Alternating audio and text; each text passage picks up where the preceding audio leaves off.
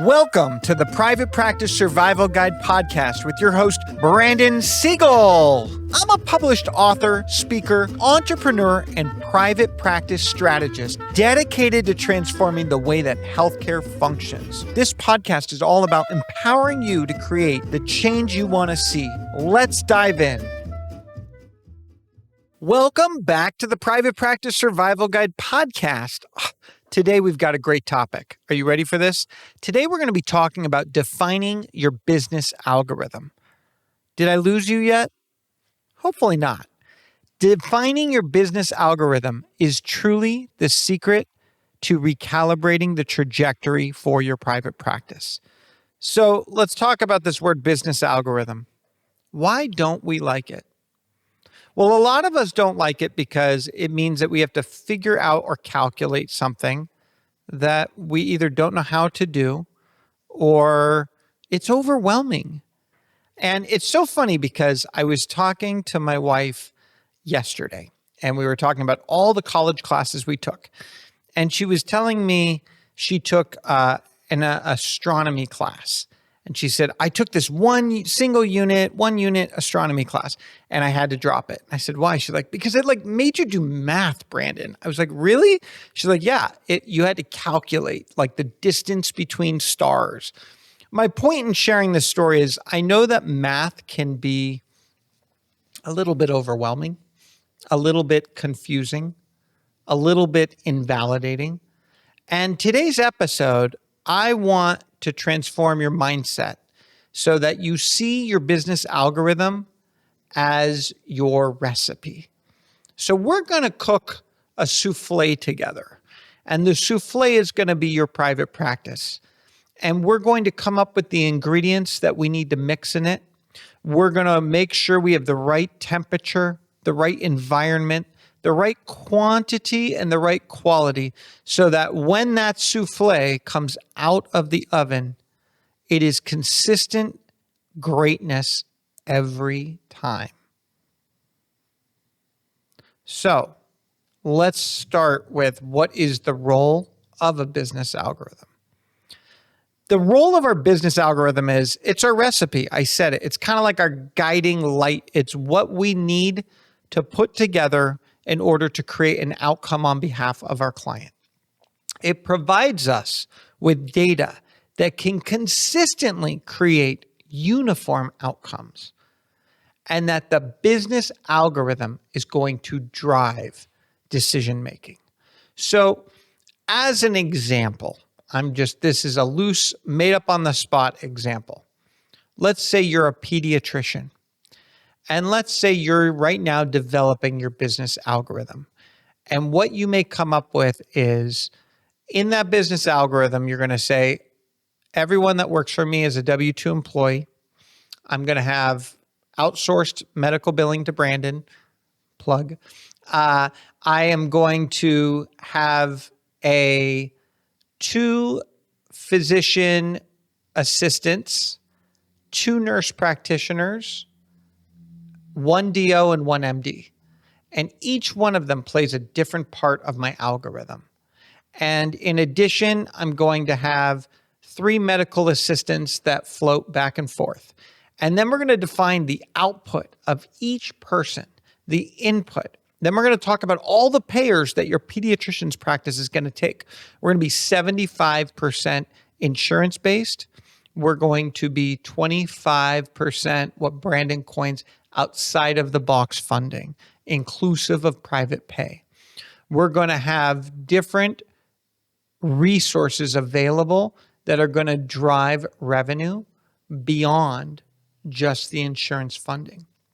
And together, we're going to come up with a trajectory so that we are $7 million in revenue in 2026, $10 million in 2027, and 15 in 2028, let's say.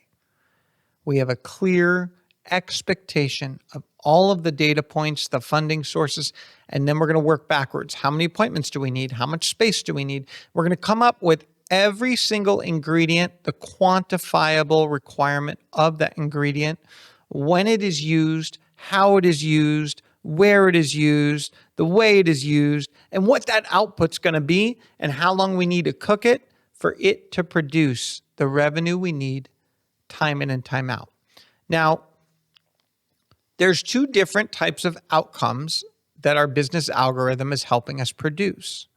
One is a quantifiable metric. So that could be revenue, that could be net profit, that could be a lot of things. And then there's going to be a qualitative, which is we want to be serving the best care in this way, et cetera. And you may make a qualitative outcome quantitative. So you may say, we want to serve 70% of our community census at the highest outcome discharge rate of any provider in our area. And when I talk discharge, I'm talking about acute care. So being able to solve the puzzle of that acute diagnostic. Child comes in with croup, we have a diagnostic evaluation, a treatment plan, they're discharged without readmission kind of thing. And we are best in class at that. So again, when we're looking at this role of a business algorithm, we want to define all of our ingredients. We want to define quantifiably what's in that. We want to look at all of the qualitative impact it will have and put it together so that we reach the destination of our private practice. So when we're identifying our ingredients to create a sustainable algorithm, so there's a difference between a sustainable algorithm and a scalable algorithm. A sustainable algorithm is something that can sustain itself for the course of time. It's pretty sustainable regardless of outcomes. So for 21 years, we've had a private practice. That private practice is sustainable. The algorithm's evolved over time. I've recalibrated it, but I've recalibrated it through the lens of sustainability versus scalability. What's the difference? Sustainability means I want to hold our algorithm, and whether we grow or not, it's sustainable. We're happy with that output. A scalable algorithm is something that we're building on top of. We want to continue to create and grow on top of that. There are times where we say our business algorithm and our private practice has reached our growth goal, and therefore we just want a sustainable algorithm to sustain where it's at. Continue within a certain amount of growth, but maybe it's 1% to 3% growth versus 10, 15, 20% growth year over year, et cetera. So when we're defining those ingredients, steps, outcomes, et cetera, the first thing I want you to do is I want you to define where are you trying to get to? What's your end destination? And by end destination, there's nothing wrong with labeling this, but I think it's a critical point, and I think a lot of you have trouble naming it. So what is the finite end destination? That is when you get off the ship. Are you selling it? Are you just an investor? And that end destination may be 20 years from now, 30 years from now. So I've named one of my end destinations. My end destination, one of them is about 15 years from now. So within 10 to 15 years, I have a clear strategy in which I'm going to most likely disembark in some capacity on my vehicle of change. Doesn't mean I'm not doing other things, but specifically, that end destination. Who's my buyer? Private equity, most likely. What does that look like? Who am I dealing with, et cetera? Am I, we're going to have other episodes that talk about selling, but understanding, is it a sale or is it a succession? And I bring this up because I remember when I was a child, a lot of parents start businesses and they want to have it for their child. But where their children are at the trajectory when they're ready to reach that end destination does not always align. So for those who don't know, my grandfather helped start California Closets. And all of my family, uncles, aunts, parents, all were founding members with founding franchises. When I was 18 years old, my parents came to me and they said, "Hey, Brandon, we're ready to reach our end destination." They did not say it that way, but we're ready to get off the ship and we're going to be looking at either succession of California closets or selling it. Do you want a piece of this? And they said this to not just me, they said this to both my brothers, but you have to recognize I'm 18. My older brother is 21 at the time. My youngest brother is 10 years old at this point. Well, my 10-year-old brother is not going to want California closets. My, at the time, 21-year-old brother was pursuing a film career as a producer, and he did not want California closets. And me, the guy that didn't know what he was doing at 18 years old, was graduating high school, unsure of where his place in this world is. Truly, I was a lost soul. I said, I don't want it. Go sell it. So my parents sold it. And it taught me two things. One is I recognized that for many, many years, I was disappointed because when my parents defined their end destination, it did not line up with where I was. And so when I was probably 25, 26 years old, again, that's 7 years later or whatnot, that's when I would have wanted it. Why would I have wanted it? Because it was a predefined approach. Here's the business, here's the model, go have at it, go make it, go do it, whatnot. I am thankful to the end of the day now that I didn't go that route because I wouldn't be doing what I'm doing here. I'd be selling closets. So thankfully, I'm working with healthcare practice owners like you. But my point is, my parents had defined a private practice end destination, and their end destination was, do you want it? But really, they had it in mind. They're selling it. So you need to figure that out, and you should be 10 to 15 years out, ideally, when you figure the strategy out. If you're figuring it out and you're like, I think in the next 3 to 5 years, you're a little late to the game. I just want to be clear. Once we name that, we need to define our differentiation strategy. So, California Closets, as an example, they were the first company to bring custom closets to your home. No one else had ever done it. Closets by design, closets to go, all of it. We could talk closets like Bubba Gump talks shrimp. But my point is, their differentiation strategy was they were the first uniform way to create custom closets in your home. Well, as a practice, you need to figure out your differentiation strategy. It can't just be we take insurance. It can't just be accessibility. My mother-in-law started an early intervention company and worked with babies, infants, toddlers, the whole bit. The differentiation was we're going to work in your natural environment. We're going to use full-time employees. We're going to be an extension of your family where we work not just with the child, but the family itself. And we're going to build an ecosystem where that is all we do. That was their differentiation. Obviously, they had other differentiators, but that was a big part of it. Once we get our practice end destination, we want to know where we want to get. I want to sell at this level. This is how much I want. This is my multiplier, all of that. Then I define why is someone going to pay for that and what's that differentiation strategy. Then we're going to go into the people strategy. Who are we hiring? Are they full-time, part-time, W-2, all these different things? Very important. And I want to pick on this for a moment. And I know that we're going to be talking about people in coming episodes, but a lot of you don't recognize how important it is to define, are they a W-2? Are they full-time? Are they part-time? All this stuff. And I bring it back to my mother-in-law's company. When she started, it was, the mission and vision was, we want to solve the community's problem. It was that simple. You need it, we want to solve it. And it came from good intentions. But the problem was they became this everything to everyone. We'll take independent contractors, employees, 1 hour a week, 40 hours a week, you name it, you have it, you get to draw the picture.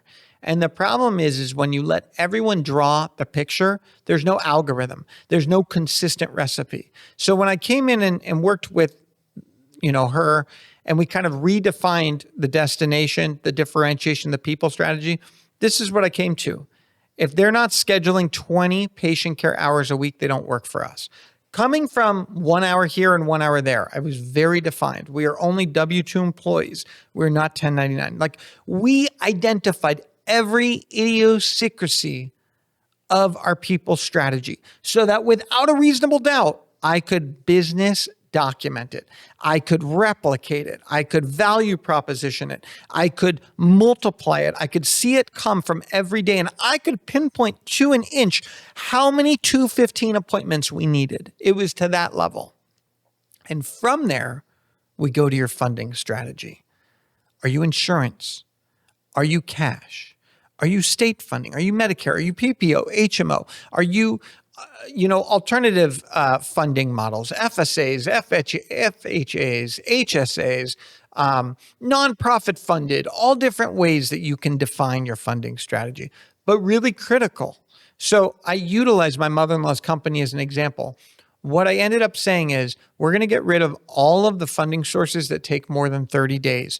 We're going to actually work on less margin, but we're going to be cash flow positive. We're going to average a 6-day turnaround of pay so that we are always cash flow positive, 100% funding. We'll take a little bit less margin, but we'll knock it out of the park with volume, sustainability, consistency. Then you need to define your time and approach. What does this look like? Where are you going? When are you going? How are you going to combat that? And then you have to also understand when to be adaptable and not. How do we create sustainability and stability in everything we do, from requirement of patient care time to documentation time to revenue generating time versus non-revenue generating time? And then in this business algorithm, we need to define how we're going to innovate. What are we going to do in a unique way? How is it the way we communicate? Is it the way we build relationships? Is it the tools we utilize? Look at your favorite company, and I want you to ask yourself all of these questions.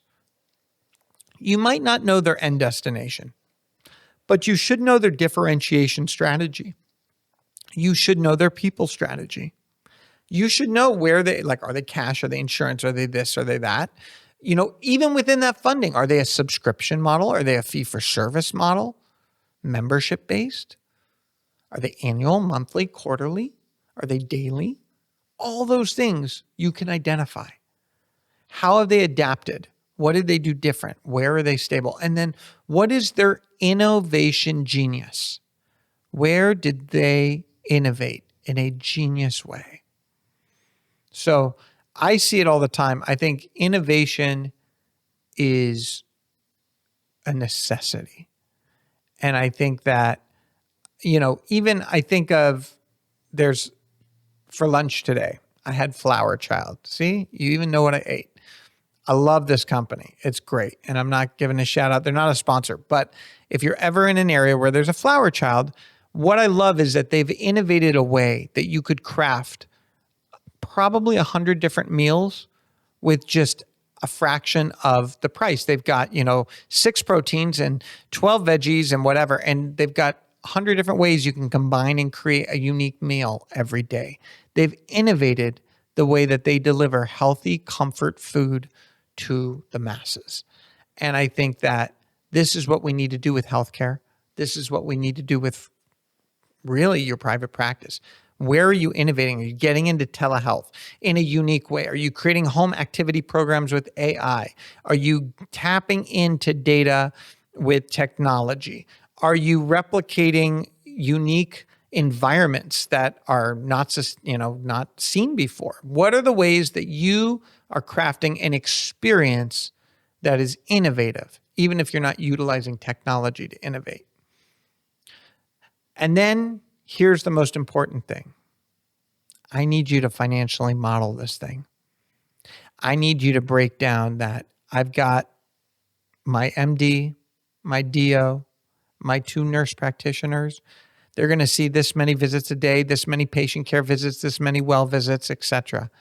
We've got our MAs. We're doing automated, innovated scheduling. Eligibility authorizations are all AI-based. All of those things financially replicating, that you have a clear algorithm that you can financially model. And I'm going to talk more about this, but I just want you to recognize how important it is to take everything I just said, your destination, your differentiation strategy, your people strategy, your funding strategy, your timing, your approach, your adaptability, your stability approach, and innovation, and putting it into a financial model, a quantitative replica of how many visits and how many hours, how many appointments, and cost to revenue ratio. That's the key. So where's service being delivered and cost? Who's delivering the service and their cost? Who are the payers and how much do they pay? What tools do you need to purchase? What are the ways that you are being able to do more with less? You need to identify your key performance indicators through a quantitative lens and a qualitative lens. Quantitative, we're going to see 16 appointments a day per nurse practitioner. They're going to be qualitatively in this diagnostic level with patients that are, maybe you quantify that qualitative outcome. They're going to be discharged based on outcome, and they will not have a readmission rate. We're going to see 75% of our clients are well visit appointments because we are preventative in the way that we conquer healthcare, so to speak. Then I want you to look at, what does growth look like? How does it financially model? So one of the biggest issues that I see is practices hit a lot of success and they grow way too fast. So I can tell you the square footage you need, the amount of employees, the cost per square foot down to the penny. I can tell you. You need to literally nail that right down to the penny, because the more precise we are, the more consistent we can be. And a lot of the times we don't realize that, and we just grow. And there's a point where I tell you, you're better off with 800 square foot clinics than one 4,800 square foot clinic. There is a world where you are going to serve your community better with greater distance than one concentrated area. And I know this idea of like, well, we'd be so efficient. We're all in one location. Yeah, there's only so many clients and whatnot. And what happens if you have an outbreak in that clinic? Your whole business shuts down. And that's why, like, looking outside the box, create a strategic plan on your business algorithm and measure the progress with metrics that are meaningful to that outcome. So, give another example. Orthopedic surgeon wants to do 12 surgeries a day, knows how many surgeons he needs, knows how many assistants he needs, wants to do a 4-day work week with 12 surgeries a day. Okay, 48 surgeries, we model that out. What do we need? How much space? Are we renting? Are we owning? Are we subletting? Are we leasing? Are we rev sharing? All those different things we're going to model together. So, on a very generic level, here are some basic tips that I want you to keep in mind related to the fundamentals of your business algorithm. When we're looking at a funding model, we must identify funding that fits a long-term financial model. Don't advertise to me that you are the most requested provider in town if you're in network with insurance, because all you've done is created a marketing action based on supply and demand. And I think that's really important for you to understand. Every insurance you take is a marketing action for you.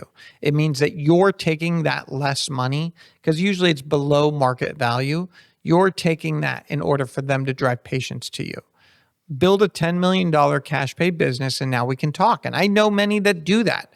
I have a couple that I work with in the functional medicine, preventative health, internal medicine realm that are making truly $10 million a year in changing people's lives and solving the cancer problem and solving autoimmune and all that different stuff.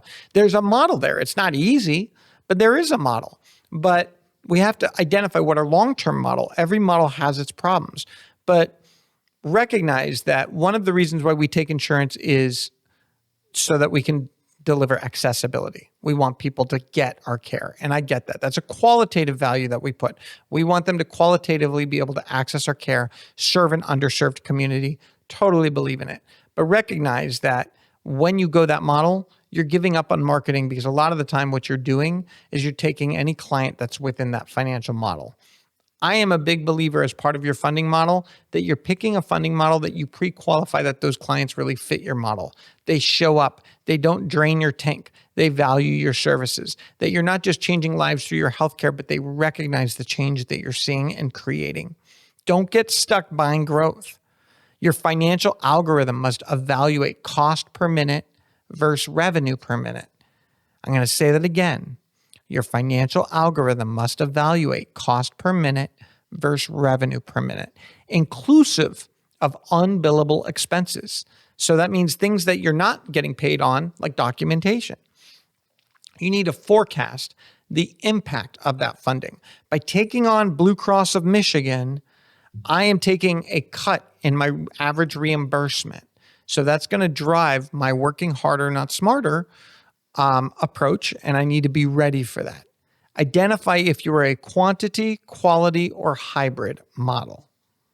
Now, when we go from funding to staff model, the provider model must fit a total people expense for practices that do not exceed 50% of the revenue generated. That's the absolute max. Total people expense for all employees is 60%. So what do I mean by that? And we're going to talk about that in future episodes, but total people expense, that is your everything. That is your wages, that is your benefits, that is anything that goes up or down related to your people. Payroll costs, insurance for them, the laptops they use, the software, etc. So a provider should not be taking more than 50% of the revenue as a total people expense. The admin should not be taking more than 10% of revenue. Ideally, together, they are 60% of your total revenue goes to your total people expense. Now, some people have it different. That's a generic form. I work with a lot of different specialties, but on a generic level, I want you to keep that in mind. So again, providers should not be exceeding 50% of the revenue as a total people expense. Wages, benefits, taxes, software, computer, training, everything. 60% of revenue for everyone when we count admin and whatnot. Facility type, I want to ensure that your facility expense does not exceed 10% of the revenue generated in it. 4% is the goal.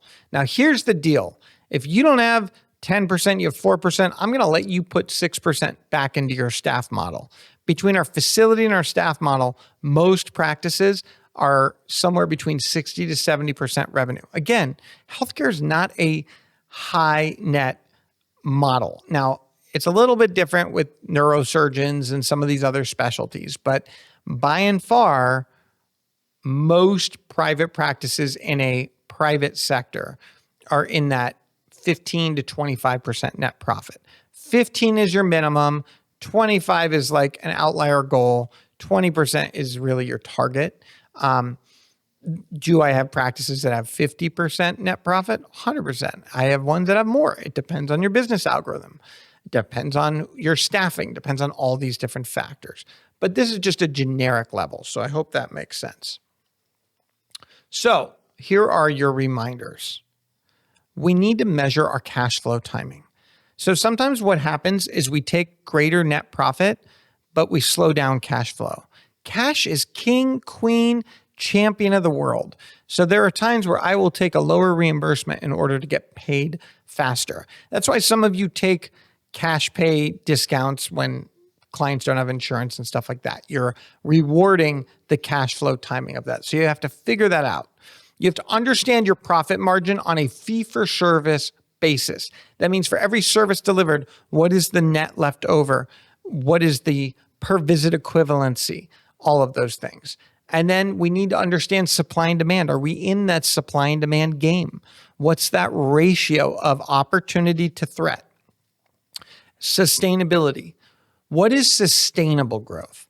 So many practices come to me and they're like, Brandon, like we were doing 5 million, we were killing it, and then we lost it all. I'm like, you didn't have a sustainable business algorithm. You rode a fad and it fizzled out. And I talk about this all the time. Like if you look at anything, things fizzle out. Look at the yogurt, ice cream yogurt. trend. I don't know if any of you remember penguins. Penguins was around when I grew up. I loved it. Gone. Then we went through all these other yogurt trends, came back about 3 to 4 years ago. Now it's gone. Gelato comes in. I'm just sharing with you. There is a trend component. And so part of our business algorithm is that sustainability, is that ability to understand where we're going, where we're growing, and how to create consistent results in how we do it. So, recalibration. Most of you probably don't have a predefined business algorithm.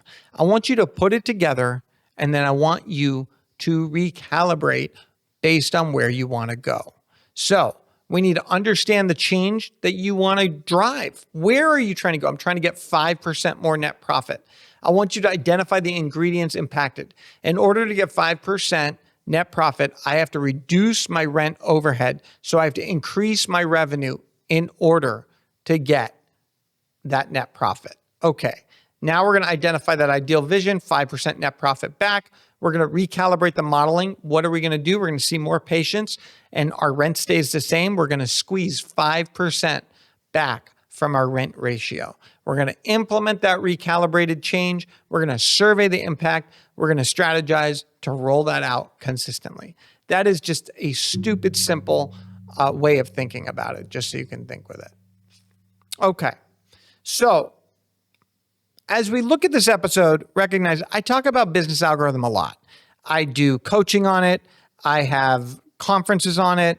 It is one of the areas of expertise that I'm really good at. And basically what I want to do is I want to take all of your qualitative what matters and put it to the side, validate it. And then I want to look at every number and I want to chisel that number. I want to be the algorithm on my bow tie. I literally want to formulate so that you never have to worry again. That is my goal.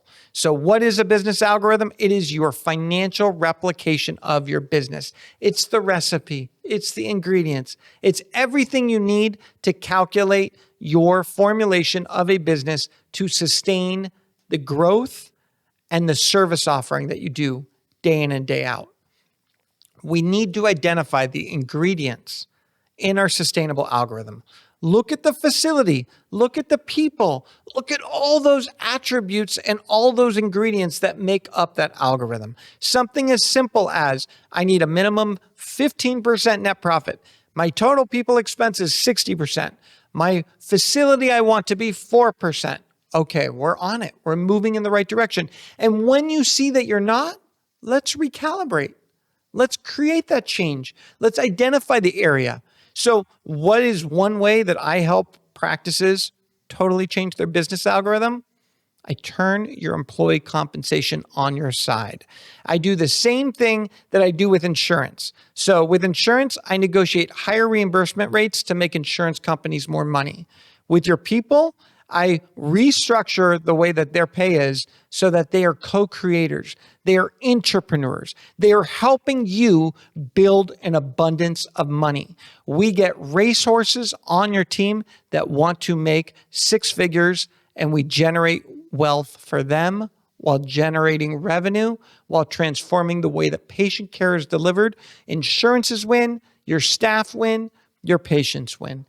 Everyone wins, and your business wins. So those are some of the reasons why we define our business algorithm, why it's important, how it operates, etc. Here's a statistic to keep in mind. Research from McKinsey Digital shows that companies that effectively implement systematic business algorithms in their decision-making processes are 23% more likely to outperform their competitors in revenue growth. I'm going to say that one more time for you. Research from McKinsey Digital shows us that companies that effectively implement systematic business algorithms in their decision-making processes are 23% more likely to outperform their competitors in revenue growth. It's right there. We just need to make systematic business algorithm decisions, and we're all going to win. So as we wrap up this episode, I want to give you a quote. And this comes from Robert Martin. And it just resonates with me, and I hope it resonates with you. Here's what Robert says. The best algorithms are all about doing less, being smarter, and making better decisions. The best algorithms are all about doing less, being smarter, and making better decisions. I'm in it to win it with you. Together we can thrive, not just survive. So thank you for tuning in to the Private Practice Survival Guide podcast. Please don't forget to subscribe, listen, watch, participate, comment, share this podcast, share our YouTube channel, comment on our stuff, join my Facebook pages, and let's co-create together. Thanks for joining the Private Practice Survival Guide podcast.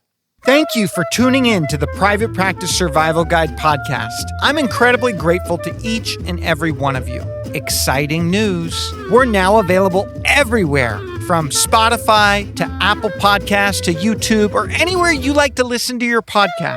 So watch, listen, and reach out. If you love this episode, please drop a 5-star review. It truly means the world to me. Are you looking for more ways to elevate your practice? If so, now is your chance. Reach out, go to my website, or email me at brandon@wellnessworksmp.com. And remember, it's not just about surviving, it's about thriving.